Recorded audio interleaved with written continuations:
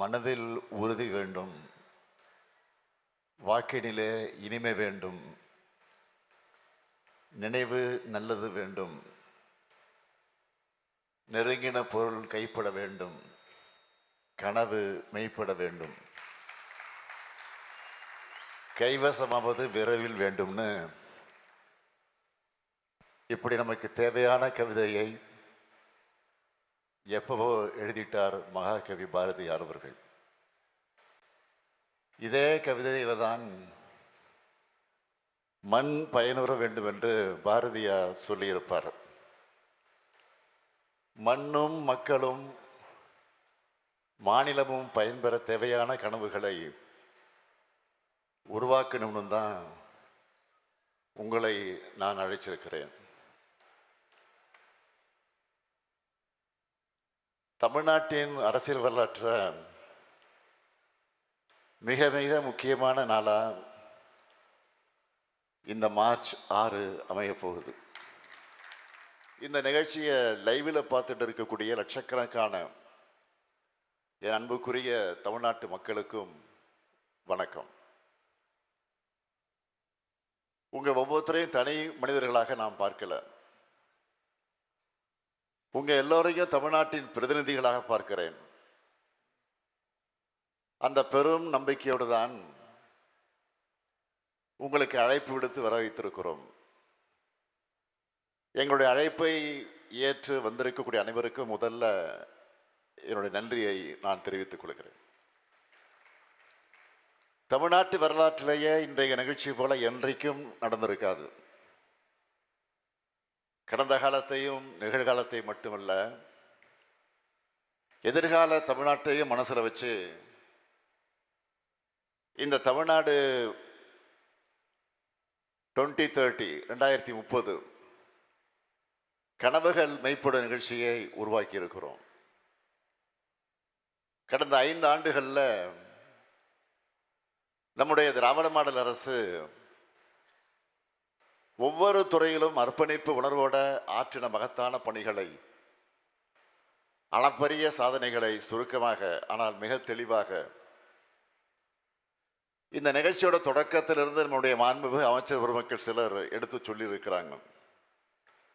அவங்களுக்கெல்லாம் என்னுடைய வாழ்த்துக்களையும் பாராட்டுக்களையும் நான் தெரிவித்துக் கொள்கிறேன். நேரத்தின் நெருக்கடி காரணமாக அவங்க சுருக்கமாக பேசினாங்க. இன்னும் சில அமைச்சர்களும் பேசுறதுக்கு நேரம் இடம் கொடுக்கல. நாம் அவ்வளவு காரியங்களை நிறைய செஞ்சிருக்கிறோம். எல்லாவற்றையும் இந்த நிகழ்ச்சியில் சொல்ல முடியாத அளவுக்கு மலையளவு சாதனைகளை வச்சிருக்கிறோம். ஒவ்வொரு துறையிலும் அமைச்சர் பெருமக்கள், துறையினுடைய அதிகாரிகள், கடநிலை அரசு ஊழியர்கள் வர அரசு திட்டங்களை சிறப்பாக செயல்படுத்தி அதன் பயன்களை மக்களுக்கு கொண்டு சேர்ப்பதை காட்டி வரக்கூடிய அர்ப்பணிப்பு உணர்வும் அயராத உழைப்பும் நிர்வாக திறனும் தமிழ்நாட்டை அடுத்த கட்ட வளர்ச்சிக்கு உயர்த்தி இருக்கு. கடந்த 5 ஆண்டுகளில் மக்கள் அடைஞ்சிருக்கக்கூடிய மகிழ்ச்சி தான் நான் மகிழ்ச்சியாக இருப்பதற்கு காரணம். சொன்னதை மட்டுமல்ல, சொல்லாத பல முத்திரை திட்டங்களையும் செயல்படுத்தி இருக்கிறோம். ஆட்சிக்கு வரும்போது இவ்வளவு திட்டங்களை நம்மால் நிறைவேற்ற முடியுமா என்ற ஏக்கம் எனக்கு இருந்துச்சு. ஆனால் அத்தனை திட்டங்களையும் நிறைவேற்றி காட்டணும் என்ற கனவும் எனக்கு இருந்துச்சு. கடந்த 5 ஆண்டுகளுக்கான என்னுடைய கனவுகளில் பெரும்பாலும் நிறைவேற்றி விட்டோம் என்ற மூலமாக, இந்த நிகழ்ச்சி மூலமாக அறிவிக்கிறதுல நான் மிகுந்த மகிழ்ச்சி அடைகிறேன். நாங்கள் ஆட்சியில் பண்ண திட்டங்களில் எந்த திட்டம் சிறப்பானது என்று என்னை கேட்டால் எல்லா திட்டங்களும் சிறப்பானது தான் சொல்லுவேன். ஏன்னா ஒவ்வொரு திட்டத்தையும் தேவைக்கேற்ப மக்களுக்காக யோசிச்சு திட்டம் தீட்டி அவங்க கிட்ட கொண்டு போய் சேர்க்க எவ்வளவு முயற்சித்திருக்கிறோம், அதில் எவ்வளவு வெற்றி பெற்று இருக்கிறோம். அதனால்தான் நான் அடிக்கடி சொல்வேன், நம்ம திட்டங்களால் பயனடையாத குடும்பங்களை தமிழ்நாட்டில் இல்லைன்னு சொல்லக்கூடிய அளவுக்கு ஒவ்வொரு தரப்புக்கும் பார்த்து பார்த்து செஞ்சிருக்கிறோம். நம்ம திட்டங்களால பயனடைஞ்சவங்களுடைய பட்டியல் பெரிய புக்கே போட்டிருக்கோம், அது என்கிட்ட இருக்கு.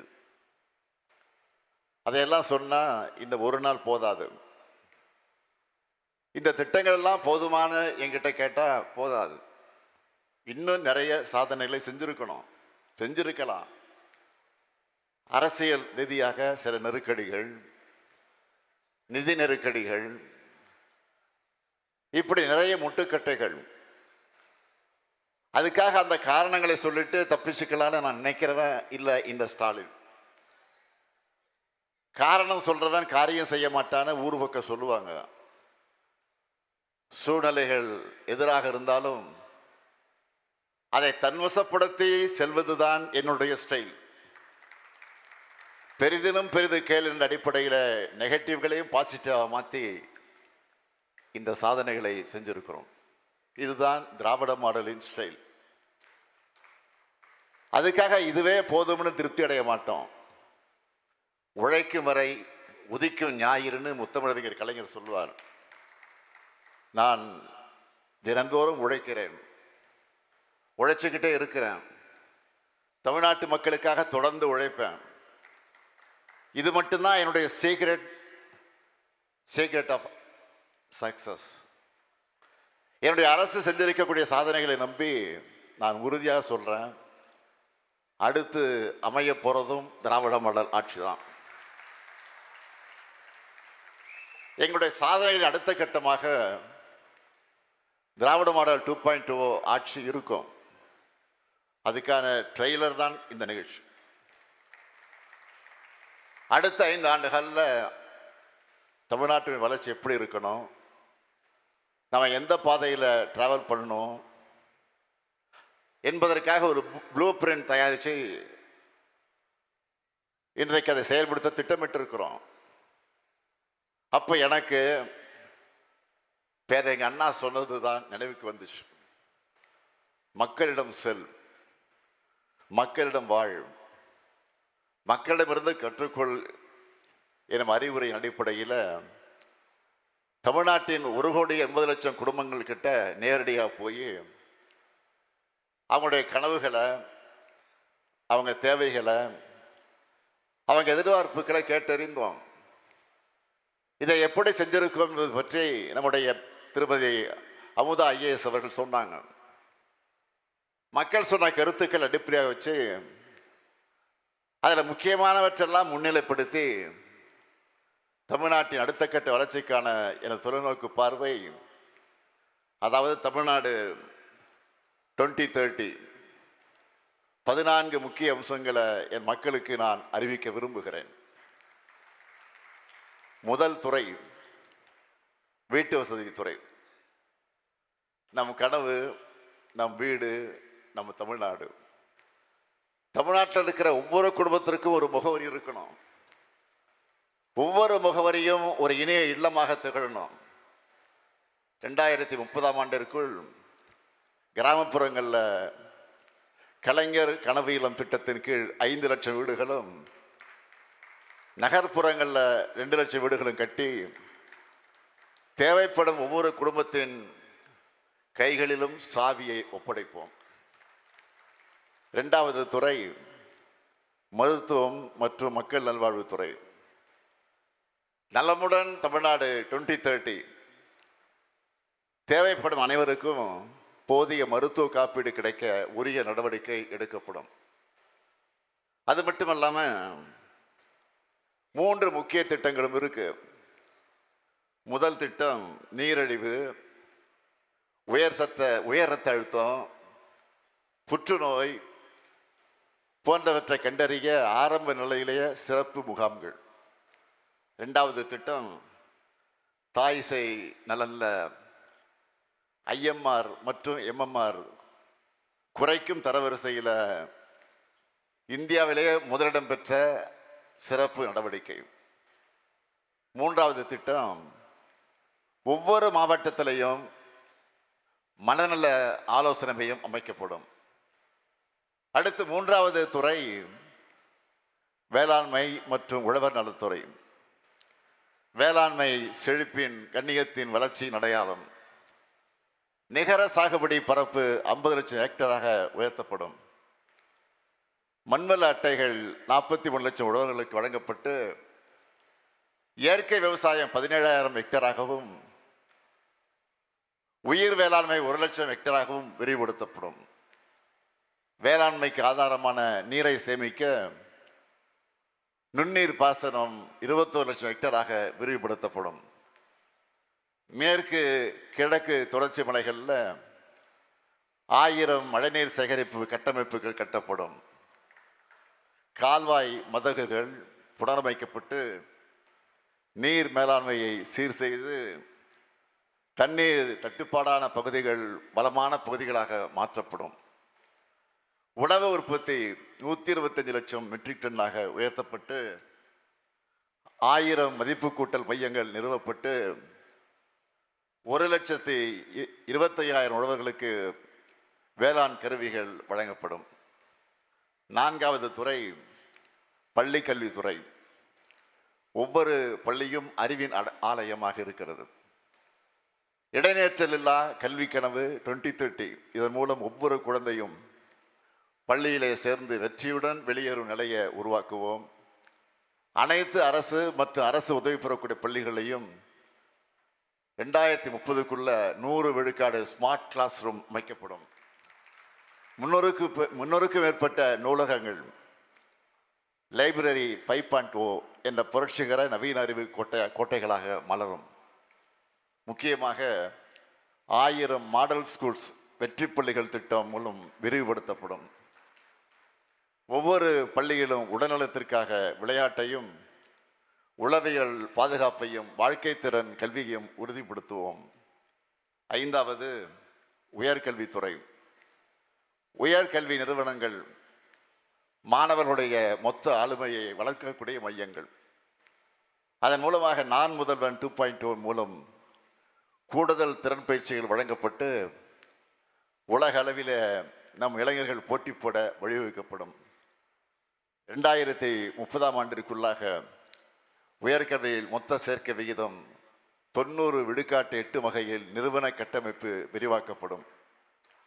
ஆராய்ச்சியும் புதுமையும் செழிக்க மைய ஆய்வகங்களும் சென்டர் ஆஃப் எக்ஸலன்ஸ் எனும் தொழிற்கல்வி சிறப்பு மையங்களும் நிறுவப்படும். செயற்கை நுண்ணறிவு ஏஐ கல்வியுடன் இணைக்கப்படும். ஒவ்வொரு கல்வி நிறுவனத்திலும் ஏஐ ஆய்வகம் உருவாகும். பன்னாட்டு பல்கலைக்கழகங்கள் தமிழ்நாட்டில் வேர்விட்டு நம் மாணவர்கள் உலக அரங்கில் போட்டியிடுவதற்கு வழிவகுக்கப்படும். உயர்கல்வி பயிலும் மாணவர்கள் உலகளாவிய வேலைவாய்ப்புகளை பெறக்கூடிய வகையில் விளையாட்டு திறன்மிகு மாணவர்களுக்கு ஃப்ளெக்சிபிள் பாடத்திட்டம் மூலம் அகாடமிக் கிரெடிட்ஸ் வழங்கப்படும். 6வது பிற்படுத்தப்பட்டோர் நலத்துறை. நல்லிணக்கத்தின் அடையாளம் வளர்ச்சி பெற்ற தமிழ்நாடு.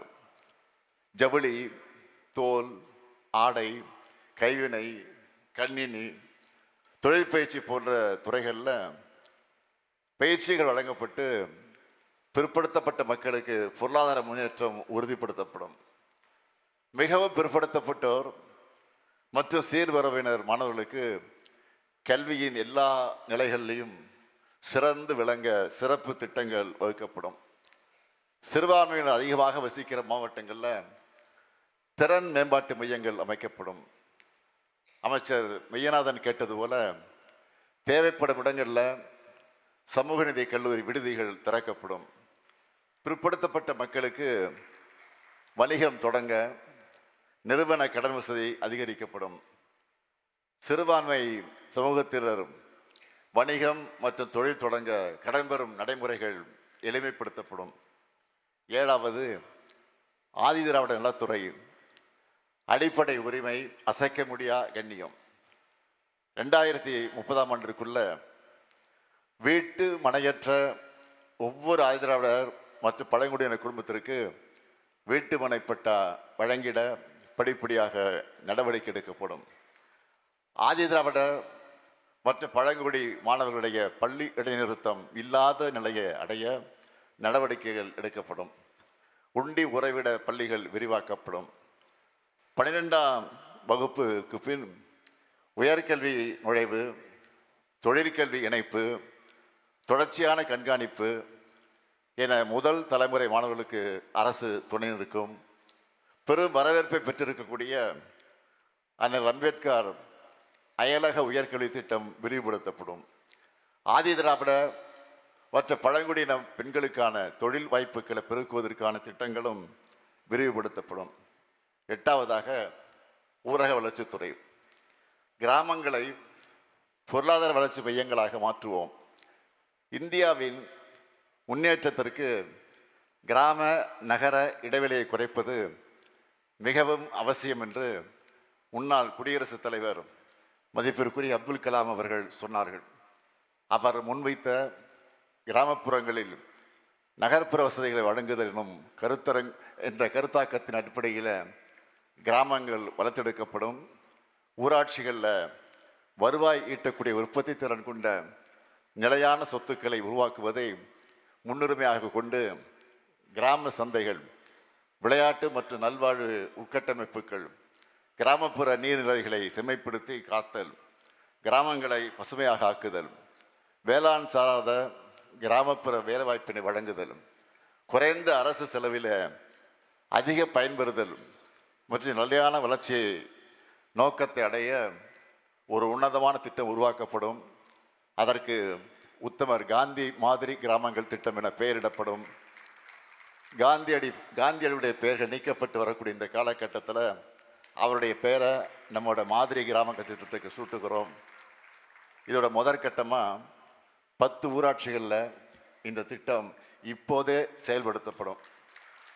9ஆவதாக தொழில்துறை. தமிழ்நாடு இந்தியாவினுடைய பொருளாதார வல்லரசாக இருக்கிறது.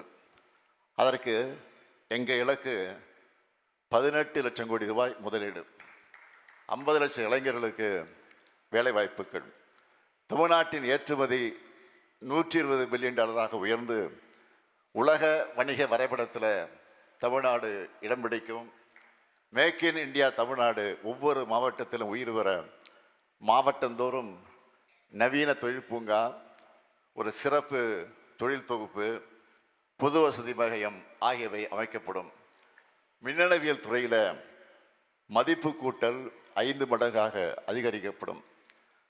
ஐடி ஏற்றுமதி 2.5 லட்சம் கோடியிலிருந்து 6 லட்சம் கோடி ரூபாயாக 2 மடங்கு ஆக்கப்படும். ஐடி துறையில் மட்டும் 2 லட்சம் புதிய வேலைவாய்ப்புகள் உருவாக்கப்படும்.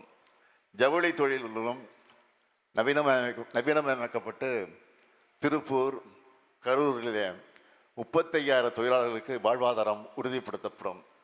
தமிழ் மொழிக்கென்று ஒரு லார்ஜ் லாங்குவேஜ் இருக்குது பாருங்கள், ஒரு லாங் லாங்குவேஜ், அது போன்ற ஒரு மாடல் உருவாக்கப்படும். 10ஆவது கால்நடை பால்வளம் மற்றும் மீன்வளத்துறை. நம்முடைய உயிர்வளம் காப்போம். அலைகளோடு போராடி வாழக்கூடிய 10 லட்சத்திற்கு மேற்பட்ட மீனவர் குடும்பங்களை வாழ்வாதாரம் மேம்படுத்தப்படும். கடல் கூண்டு மீன் வளர்ப்பை ஊக்குவித்து உற்பத்தியை 200 டன்னிலிருந்து 400 டன்னாக உயர்த்துவோம். மீனவ மகளிருக்காக கடல் பாசி சாகுபடியை 15,000 டன்னிலிருந்து 30,000 டன்னாக வளர்ப்போம். உள்நாட்டு மீன் உற்பத்தியை 2.67 லட்சம் டன்னாக உயர்த்துவோம். மீன் விதை உற்பத்தியை 100 கோடியிலிருந்து 200 கோடியாக இரட்டடிப்பாக்கி புதிய அரசு மீன் பண்ணைகளை நிறுவுவோம். கால்நடை எண்ணிக்கையை 2030ஆம் ஆண்டிற்குள்ளாக 3 கோடியாக உயர்த்தி விவசாயிகளுடைய வாழ்வாதாரத்தை உறுதிப்படுத்துவோம். தீவன பஞ்சம் இனி தமிழ்நாட்டில் இல்லை என 1 லட்சம் ஏக்கரில் தீவன பயிர் சாகுபடி செய்யப்படும். தற்போது தினமும் 3 கோடி லிட்டர் பால் உற்பத்தி செய்யும் தமிழ்நாட்டை 2030க்குள்ள 4.5 கோடி லிட்டராக உயர்த்தும் இலக்கோடு முன்னேறுவோம். 11ஆவது நகராட்சி நிர்வாகத்துறை. உட்கட்டமைப்பில் உலகளவில் உயரக்கூடிய நம் நகரங்கள், அதன் அடிப்படையில் கம்ப்ளீட் ஸ்ட்ரீட்ஸ், அதாவது நடைபாதை, பச்சை மரங்கள், எழிலான சாலைகள், நகரங்களில் உருவாக்கப்படும்.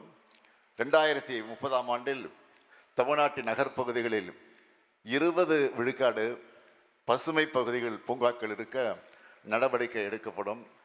கழிவு நீர் முழுமையாக சேகரிக்கப்பட்டு சுத்திகரிக்கப்பட்டு 30 விழுக்காடு மறு சுழற்சி செய்யப்படும். திடக்கழிவு மேலாண்மையில் புதிய மாற்றங்கள் செய்யப்படும்.